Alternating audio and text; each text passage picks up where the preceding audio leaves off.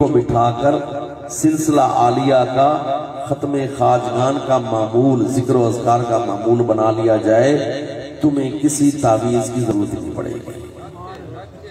گھر میں ذکر کرنا یہ گھروں کو آباد کرنے کا ذریعہ ہے۔ آج اکثر لوگ پریشان ہوتے ہیں کہ اطمینان نہیں، گھر میں بیٹھنے کے لیے دل نہیں کرتا، پتہ بھی نہیں، پھر بھی پریشانی ہے۔ میرے آقا صلی اللہ علیہ وسلم کی حدیث پاک ہے، سرکار نے فرمایا اپنے گھروں کو جو قبرستان نہ بناؤ، اپنے گھروں کو قبرستان نہ بناؤ۔ حضور کے صحابہ نے عرض کیا یا رسول اللہ صلی اللہ علیہ وسلم، کیا گھر بھی قبرستان بن جاتے ہیں؟ حضور نے فرمایا جس گھر میں تلاوت نہ ہو، ذکر و اذکار نہیں کیا جائے، وہ گھر قبرستان ہے، یعنی ویران ہے۔ پتہ چلا کہ اگر گھروں میں ذکر نہ کیا جائے، گھروں میں گھر کی عورتیں نماز نہ پڑھیں، یا گھروں کے مرد ذکر و اذکار یا سنت نوافل گھر میں نہ پڑھیں، تو پھر وہ بے شک 2 کنال کا بنگلہ کیوں نہ ہو، وہ کوٹھی کیوں نہ ہو، لیکن وہاں سکون نہیں ہوگا۔ بے شک سکون ایک ایسی دولت ہے جو اللہ پاک نے صرف اپنی یاد میں مقصود رکھی۔ سکون کا تعلق یہ آزما لیجئے کہ سکون کا تعلق نہ دولت سے ہے، سکون کا تعلق نہ کوٹھی سے ہے، سکون کا تعلق نہ کار سے ہے، سکون کا تعلق نہ بڑے عہدے کرسی منصب سے ہے، سکون کا تعلق اللہ کی یاد سے جڑا ہوا ہے۔ اللہ پاک چاہے تو ایک فقیر اپنی جھونپڑی میں سکون کی زندگی گزار رہا ہو، اور ہو سکتا ہے کوئی بندہ 1.5 کنال کی کوٹھی بھی ہو لیکن اس کو سکون نہ ہو۔ کیوں؟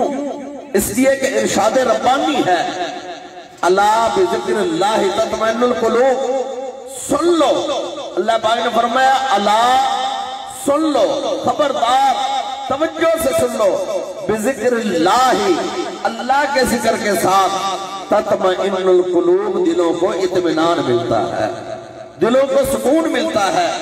یہ کیسے ہو سکتا ہے کہ ایک بندہ یاد الہی سے غافل ہو اور کہے مجھے سکون مل جائے؟ ایسے نہیں ہو سکتا۔ کیسے نہیں ہو سکتا؟ جیسے ایک بندہ گندگی کے ڈھیر کے پاس بیٹھے اور پھر امید رکھے کہ مجھے یہاں سے خوشبودار جھونکے آئیں، ایسے نہیں ہو سکتا۔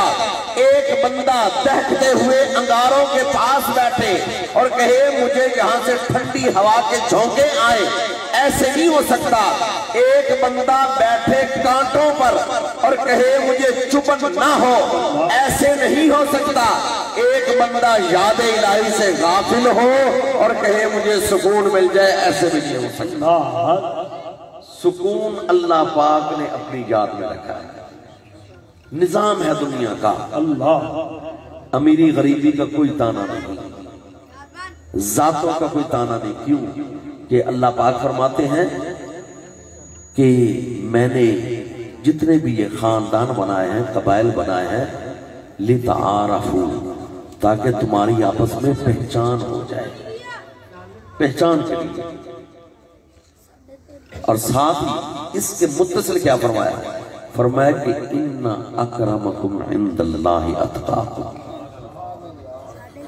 یہ جو میں نے شعوب بنائے ہیں، جو میں نے بنائے ہیں، یہ سارے قبیلے خاندان، یہ صرف پہچان کے لیے بنائے ہیں، ورنہ اللہ پاک کے نزدیک تو معزز وہی ہے جو جتنا پرہیزگار اور جتنا تقوی والا زیادہ ہوگا۔ تو پتہ چلا کہ یاد الہی کرنے سے گھروں میں بھی سکون ہوتا ہے، یاد الہی کرنے سے دلوں کو بھی اطمینان ملتا ہے۔ اور آقا علیہ السلام نے فرمایا مثل الذی یذکر والذی لا یذکر کمثل الحی والمیت، میرے آقا نے فرمایا جس کو اللہ کا ذکر کرنا نصیب ہو جائے، فرمایا وہ ایسے ہے جیسے زندہ، اور جو یاد الہی سے غافل ہے وہ ایسے جیسے مردہ۔ اب دیکھیے کہ زندگی اور موت کا ہمارا معیار کیا ہے۔ ہم کہتے ہیں کہ ڈاکٹر صاحب نبض پر ہاتھ رکھ کر کہہ دیں کہ نبض چل رہی ہے، ہم کہتے ہیں بندہ زندہ ہے۔ آنکھیں اگر پلکیں جھپک رہی ہیں، ہم کہتے ہیں بندہ زندہ ہے۔ دل پر ہاتھ رکھ کر دیکھتے ہیں کہ دھڑکن ہے، بندہ زندہ ہے۔ ہمارا زندگی کا معیار کچھ اور ہے۔ حدیث مصطفیٰ کہتی ہے کہ حقیقت میں زندگی یہ ہے کہ جس کو یاد الہی نصیب ہو جائے، اللہ کی یاد نصیب ہو جائے، ذکر الہی نصیب ہو جائے، رب کا نام لینا نصیب ہو جائے۔ میرے آقا نے فرمایا مثل الذی یذکر والذی لا یذکر کمثل الحی والمیت، فرمایا جس کو اللہ کا ذکر کرنا نصیب ہو گیا وہ زندوں میں آ جاتا ہے۔ کیونکہ ایک زندگی ہے جسم کی اور ایک زندگی ہے روح کی۔ یہ انسان مرکب ہے، پڑھے لکھوں کے لیے تھوڑی سی بات، انسان مرکب ہے، مفرد نہیں ہے۔ مرکب کہتے ہیں جو چیز دو یا دو سے زیادہ چیزوں سے بنتی ہے، ایسے تعریف ہے مرکب کی کہ جو دو یا دو سے زیادہ چیزوں سے مل کر بنے، ایسے اس کو کہتے ہیں مرکب۔ مفرد کہتے ہیں جو صرف اکیلا ہو۔ انسان مرکب ہے، کیسے؟ جسم اور روح ملے گی تو کہلائے گا انسان۔ پتا چلا کہ انسان مجموعہ ہے، ایک جسم کا ایک روح کا۔ روح اور جسم جب اکٹھے ہو جاتے ہیں، تعریف کہ یہ انسان ہے، تو اگر جسم کی غذا ہے تو پھر روح کی بھی غذا ہے۔ اگر جسم طاقتور ہو سکتا ہے تو روح بھی طاقتور ہو سکتی ہے۔ اگر جسم کمزور پڑ سکتا ہے روح بھی کمزور۔ اگر جسم کو موت آ سکتی ہے تو پھر روح بھی مر سکتی ہے۔ کیسے؟ جس کو یاد الہی نصیب ہو جاتی ہے، اس کی روحانی کیفیت، اس کی دل کی کیفیت، اس کی اندر کی دنیا ایک بہت اس کے اندر ایک فرحت محسوس کرتی ہے، دل کا اطمینان ہوتا ہے، دل کا سکون ہوتا ہے، رب تعالیٰ کا قرب ملتا ہے۔ اور جب بندہ روح کی طرف کوئی توجہ نہیں کرتا، بس جسم کی طرف توجہ کرتا ہے کہ اگر سامنے اچھا کھانا آ گیا اس کو کھا لیا، کوئی اچھا پینا آ گیا اس کو پی لیا، کوئی اچھا کپڑا آ گیا پہن لیا، لیکن توجہ اس طرف نہیں گئی کہ یہ آیا کہاں سے ہے، یہ آیا کیسے ہے، آیا اس کا میں مستحق بھی ہوں کہ نہیں ہوں۔ اس لیے حکم ہے، ہر جگہ پر حکم ہے، لباس پہنتے وقت حکم ہے کہ لباس پہنا جائے تو لباس پہن کر یہ بات کہی جائے الحمدللہ الذی کسانی ھذا من غیر حول منی ولا قوہ، تمام تعریفیں اس اللہ کے لیے ہیں جس نے مجھے یہ لباس پہنایا ہے۔ کیوں کہ اگر آپ میں سے ہر ایک کو کہا جائے نا کہ اپنا سوٹ خود تیار کرنا ہے، پہلے اپنے حصے کی زمین میں کپاس لگاؤ، پھر کپاس کو پانی دو، پھر کپاس کے اس کے پودے بڑے ہوں، روئی نکلے، پھر اس کو جا کر ایسے روئی کا دھاگا بناؤ، دھاگے سے کپڑا بناؤ، کپڑے سے سیو، تو آپ کی تو پتہ نہیں آدھی زندگی اپنے سوٹ بنانے میں لگ جائے گی۔ تو اس لیے حکم ہے کہ جب لباس پہنا جائے تو اس وقت کہا جائے الحمدللہ الذی کسانی ھذا، تمام تعریفیں اس اللہ کے لیے ہیں جس نے مجھے یہ پہنایا ہے۔ لقمہ کھایا جائے یا آپ پانی پیا جائے تو اس کے بعد کہا جائے الحمدللہ الذی اطعمنا وسقانا وجعلنا من المسلمین، تمام تعریفیں اس اللہ کے لیے ہیں جس نے ہمیں کھلایا بھی ہے، جس نے پلایا بھی ہے اور ہمیں مسلمانوں سے بنایا ہے۔ کیوں؟ اگر صرف اتنا کہا جائے صوفی فقیر صاحب کو کہ اپنے حصے کی گندم آپ لگانی ہے، آپ پانی دینا ہے، جب پودے بڑے ہو جائیں تو دانے آپ نکالنے ہیں، خود پیسنے ہیں، خود آٹا گوندنا ہے، خود روٹی پکانی ہے، تو پھر پتا چلے گا کہ یہ روٹی کا نوالا اندر کیسے کیا۔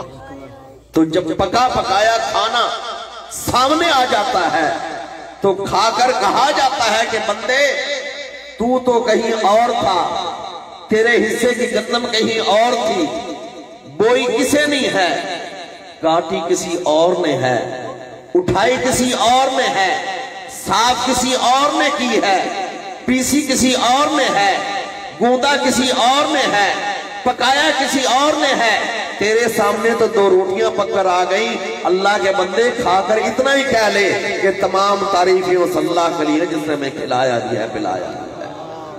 تو یہ ساری روحانی کیفیت ہوتی ہے کہ بندے کی توجہ اس طرف نہ جائے بلکہ پیچھے دینے والے کی طرف جائے، بنانے والے کی طرف جائے۔ تو انسان کا جسم اور روح دونوں چیزیں یہ طاقتور بھی ہوتی ہیں، کمزور بھی ہوتی ہیں۔ اگر ان کو غذا ملتی رہے، جسم کو غذا اپنی ملتی رہے، روح کو غذا اپنی ملتی رہے، تو جسم اور روح دونوں طاقتور رہتے ہیں۔ اگر جسم کو غذا ملتی رہے، روح کو غذا نہ ملے، یاد الہی کی غذا نہ ملے، شکر کی غذا نہ ملے، ذکر کرنے کی غذا نہ ملے، اللہ کی حمد و ثنا کی غذا نہ ملے، تو پھر بندے کی روح کمزور ہو جاتی ہے۔ پھر پتہ ہی نہیں ہوتا بندہ زندگی کیسے گزار رہا ہے، کیسے گزار رہا ہے، کہاں گزار رہا ہے۔ کیونکہ جب اپنے مالک کا پتہ ہی نہیں ہونا تو پھر جدھر چاہا ادھر قدم اٹھا لیے، جو دل میں آیا وہی کر لیا۔ جب پتہ ہوگا کہ میرا مالک ہے، میرا مالک ہے، میرا خالق ہے، میرا رب ہے، احکم الحاکمین ہے، مالک الملک ہے، جب ساری توجہ ادھر جائے گی تو پھر مرضی بھی اسی کی ہوگی۔ تو جس وقت اکٹھے بیٹھ کر ذکر الہی کیا جاتا ہے، یاد الہی کی جاتی ہے، کیونکہ آپ عشاء کے بعد سے لے کر اب رات 12 بجنے والے، آدھا گھنٹہ 25 منٹ رہتے ہیں، 12 بجنے والے ہیں، اپنے اپنے گھروں کو چھوڑ کر، اپنے بستروں کو چھوڑ کر، اپنی منزلوں کو چھوڑ کر، حالانکہ خاندان ایک نہیں، قوم قبیلہ ایک نہیں، گھر ایک نہیں، لیکن ایک جگہ پر جمع ہے۔ کیوں جمع ہے؟ تاکہ رب کا ذکر ہو جائے، رب کے محبوب کا ذکر ہو جائے۔ تو جس وقت اکٹھے بیٹھ کر لوگ ذکر کرتے ہیں، حدیث مصطفیٰ صلی اللہ علیہ وآلہ وسلم اشارہ دیتی ہے کہ اکٹھے بیٹھ کر ذکر کرنے کی فضیلت یہ ہے، مقام یہ ہے کہ یہ رحمت الہی، بخشش الہی کا بازار لگ جاتا ہے، جس میں کھوٹے سکے بھی چل جاتے ہیں۔ ہر بازار کے اپنے خصوصیات ہیں۔ ایسے کچھ لوگ کہتے ہیں کہ اتوار بازار سے سودا خریدو۔ ارے بے کیوں ہی اتوار بازار سے خریدے؟ حالانکہ ہر دکان سے جو سبزی بھی مل جاتی ہے، دکانوں سے کپڑا بھی مل جاتا ہے، ساری چیزیں دکانوں سے مل جاتی ہیں، جو مستقل دکانیں ایک جگہ پر ہیں، لیکن لوگوں کا زیادہ رجحان ہوتا ہے اتوار بازار، جمعہ بازار، جمعرات بازار۔ کیوں؟ آخر کوئی نہ کوئی خصوصیات تو ہے نا۔ ایسے ہی محفل ذکر یہ بخشش الہی کا بازار لگ جاتا ہے، مغفرت الہی کا بازار لگ جاتا ہے، جس میں کھوٹے سکے بھی چل جاتے ہیں۔ حدیث مصطفیٰ کہتی ہے کہ یہ رحمت کا ایسا بازار ہوتا ہے کہ جو گھر سے ذکر کی نیت سے وضو کر کے باقاعدہ محفل کی تیاری سے آیا، गुनाह उसके भी माफ हो जाते हैं जो दूर से लेटें देख कर वैसे ही चलते चलते आ गया, गुनाह उसके भी माफ हो जाते हैं। सुभान अल्लाह। जो जिक्र की नियत से आया, गुनाह उसके भी माफ हो जाते हैं। जो गुजर रहा था, पता तो नहीं था, देखा लैटिंग हुई, कोई आगे अवाम अल्लाह की मखलूक बैठी हुई है, आ गया बैठ गया, हदीस मुस्तफ़ा बताती है गुनाह उसके माफ हो जाते हैं। और आकल साथ सामने फरमाया कि अल्लाह पाक रोजाना आसमान से मलाइका को उतारते हैं, जौक दर जौक, जमात दर जमात, गरोह दर गरोह। उन मलाइका के जिम्मे एक ही काम है कि तलाश करो किस किस जगह पर मेरे बंदे इकट्ठे बैठकर जिक्र कर रहे हैं। देखिए ना, अकेले जिक्र भी जिक्र है, अल्लाह तौफीक अता फरमाए, लेकिन अकेले आप जिक्र करेंगे तो आपकी जिक्र की नेकी लिखने के लिए दाएं कंधे वाला फरिश्ता हर वक्त मौजूद है। आपके हर जिक्र नेकी को ये लिखता है दाएं कंधे वाला। लेकिन जिस वक्त महफिल में जिक्र करते हैं तो आसमान से मलाइका जमात दर जमात उतारे जाते हैं। उनके जिम्मे ये काम होता है कि तलाश करो किस किस जगह पर मेरे बंदे इकट्ठे बैठकर जिक्र कर रहे हैं। जिस वक्त मलाइका जमीन पर एक जगह पर महफिल जिक्र को देख लेते हैं, क्योंकि कई हजार टोलियां या कई लाखों टोलियां उतरती हैं, तो एक जमात का एक फरिश्ता महफिल जिक्र को देखकर कहता है, हलुम्मु इला हाजतिकुम, हलुम्मु इला हाजतिकुम, आ जाओ, जिस मकसद के लिए अल्लाह पाक ने भेजा था वो मकसद मिल गया है। हदीस पाक में आता है, जिस जगह पर महफिल जिक्र होती है फरिश्ते उनके इर्द गिर्द बैठ जाते हैं, जिक्र करने वाले जिक्र करते रहते हैं, मलाइका उनके जिक्र के अंदर मशगूल रहते हैं। जब जिक्र करने वाले जिक्र करके इख्तिताम करके चले जाते हैं, मलाइका अपने वक्त मुकर्रा पर अल्लाह पाक के दरबार में पेश होते हैं। बावजूद इसके कि अल्लाह पाक के इल्म में सब कुछ है, अल्लाह पाक के इल्म में सब कुछ है कि कौन आया, कहां से आया, किस लिए आया, लेकिन अल्लाह पाक बावजूद अलीमो खबीर होने के फिर भी मलाइका से पूछते हैं, मेरे मलाइका जमीन पर गए थे, क्या देखा? मलाइका अर्ज करते हैं, या रब्बुल आलमीन, तेरे बंदे एक जगह पर इकट्ठे मिलकर बैठे हुए थे। अल्लाह पाक बावजूद इल्म होने के फिर भी पूछते हैं, मेरे मलाइका वो क्या कर रहे थे? मलाइका अर्ज करते हैं, हुम युहम्मिदूना का व युक़द्दिसूना का व युकब्बिरूना का व यस्तग़फिरूना का, मेरे मौला वो तेरी तारीफें कर रहे थे।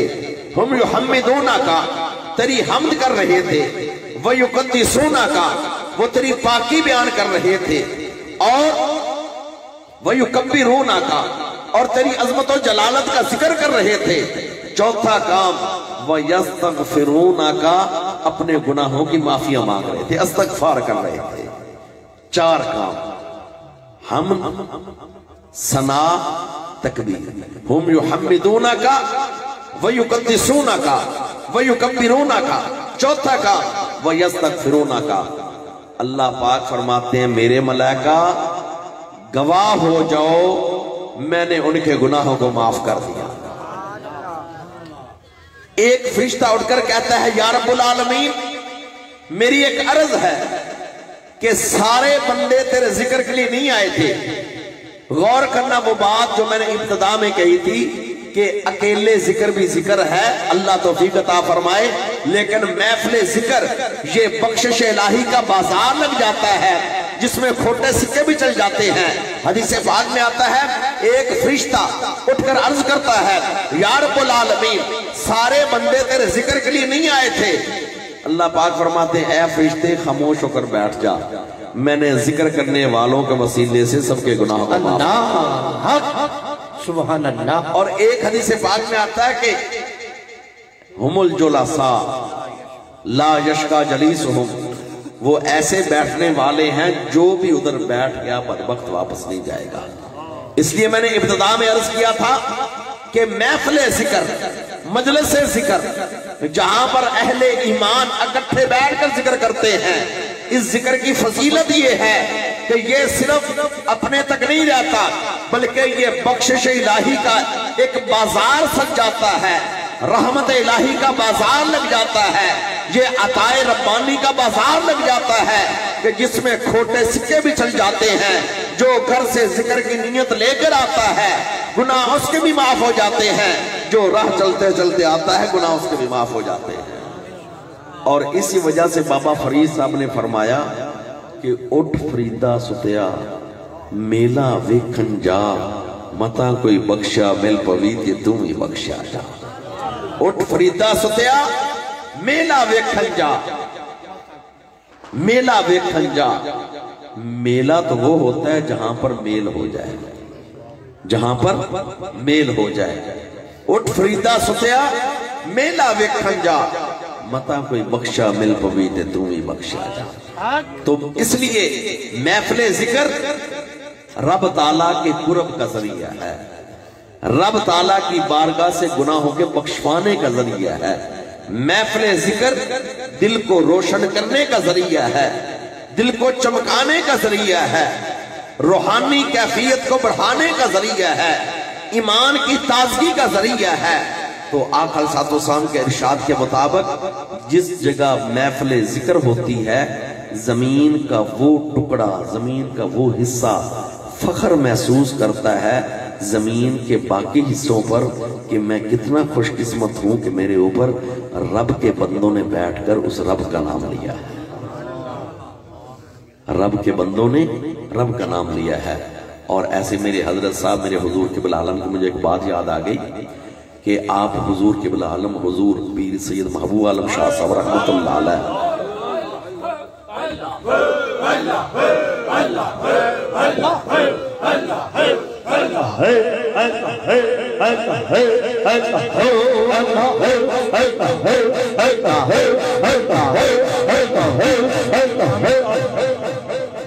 کہ آپ حضور اکثر فرماتے تھے کہ رب دی زمین تے رب دا بندہ بن کے رہنا آ جائے، رب دی زمین تے رب دا بندہ بن کے رہنا آ جاوے، اس وجہ کامیابی ہے۔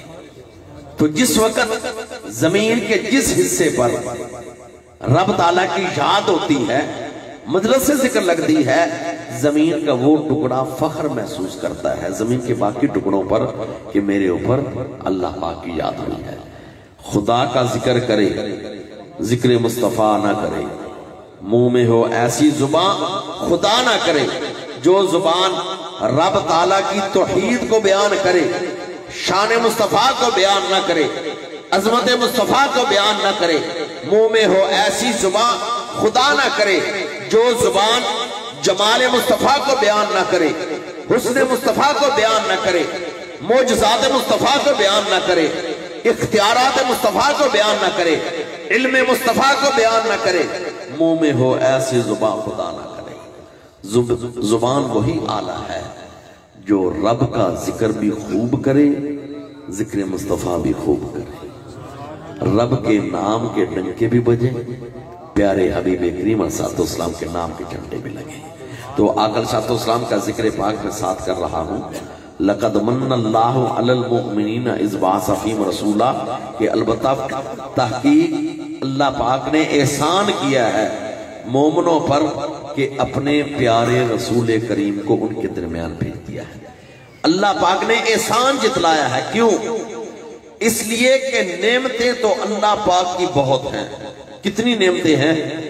اتنی نعمتیں ہیں وَإِن تَعُدُّوا نِعْمَةَ اللَّهِ لَا تُحْصُوهَا، اگر تم اللہ پاک کی نعمتوں کو گننا شروع کر دو تمہاری گنتی ختم ہو جائے گی، لیکن اللہ پاک کی نعمتیں اس گنتی سے بھی آگے نکل جائیں گے۔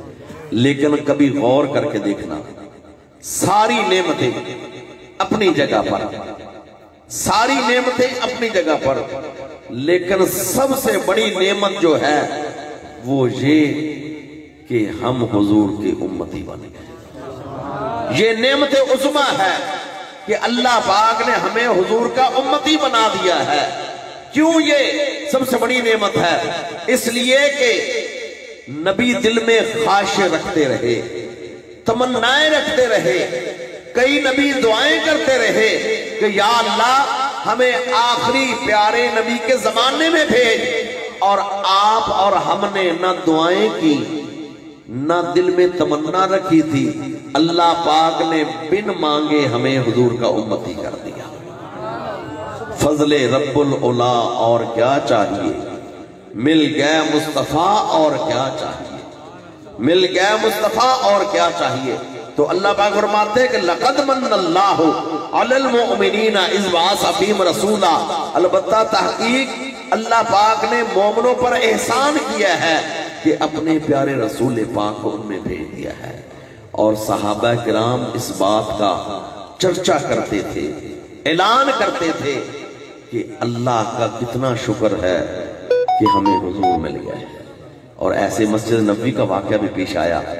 مسجد نبوی میں میرے آقا علیہ السلام کے اصحاب بیٹھے ہوئے ہیں اور آپس میں یہی ذکر کر رہے ہیں کہ اللہ کی حمد بھی بیان کر رہے ہیں اور ساتھ اس بات کا ذکر کر رہے ہیں کہ لَقَدْ مَنَّ اللَّهُ عَلَيْنَا بِكُمْ، کہ اللہ پاک نے ہم پر احسان کیا ہے، رسول پاک ہمیں مل گئے ہیں، یہی چرچے کر رہے ہیں۔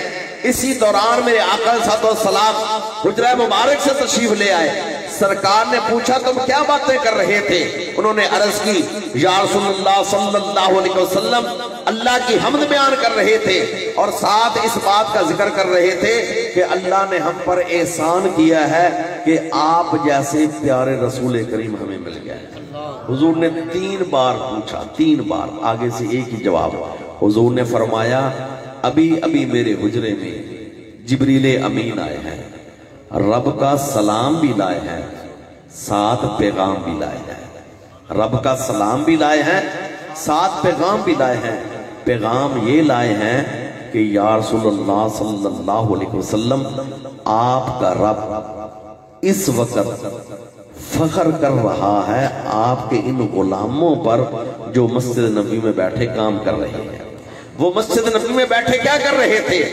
اللہ کی تعریف کر رہے تھے، ساتھ حضور کی آمد کا ذکر کر رہے تھے۔ پتہ چلا صحابہ ایک ہی مجلس میں ذکر خدا بھی کر رہے تھے، ذکر مصطفیٰ بھی کر رہے تھے، ایک ہی مجلس میں اللہ کی حمد بھی بیان کر رہے تھے، حضور کی آمد کا ذکر بھی کر رہے تھے۔ گویا صحابہ ایک ہی مجلس میں ذکر خدا و ذکر مصطفیٰ کر رہے تھے۔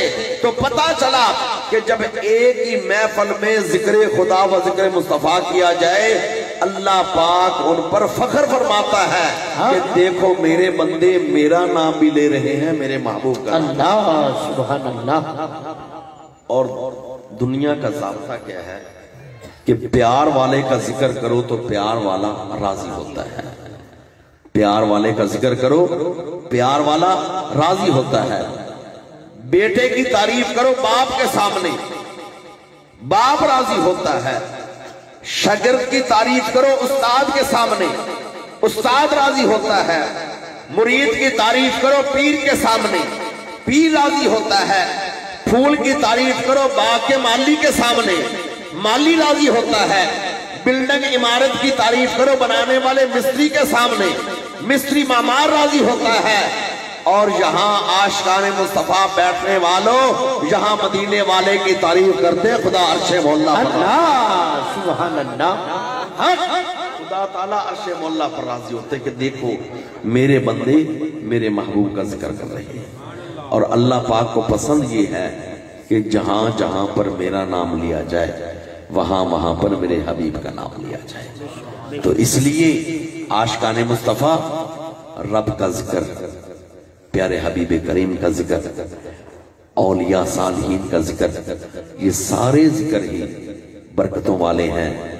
ہم عاجزوں کے لیے جو کام کرنے کا ہے کہ ہم سرکار سے ایسی محبت کریں اور اتنی محبت کریں کہ دنیا کی ساری محبتیں پیچھے رہ جائیں، حضور کی محبت سب سے آگے ہو۔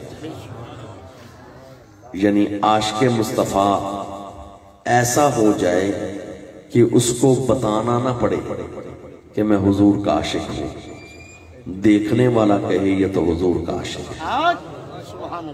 جب زندگی ایسی بن جائے کہ عاشق مصطفیٰ بازار میں چلے تو آنکھیں جھکی ہوئی ہوں، جب بات کرنے کی باری آئے زبان پر میٹھے الفاظ ہوں، سچ ہو، حقیقت ہو، جب کوئی ایسی باری آئی سودا تولنے کی باری آئے تو ہاتھوں میں عدل و انصاف ہو، ہاتھوں کے اندر صحیح ترازو ہو، جب چلنے کی باری آئے تو قدم ہمیشہ اچھائی کی طرف اٹھے، زندگی گزارنے کی باری آئے تو بندہ ساری مصلحتوں کو ایک طرف، سرکار کے حکم کو ایک طرف۔ جب زندگی ایسی ہو جائے گی تو کسی کو بتانا نہیں پڑے گا کہ میری طرف دیکھ میں حضور کا عاشق ہوں، دیکھنے والا خود فیصلہ کرے گا یہ حضور کا عاشق ہے۔ اللہ سبحان اللہ۔ اس لیے کہ جو عطر ہوتا ہے نا، عطر خوشبو ایسے ہوتا ہے، اس کی دو کوالٹیاں ہیں۔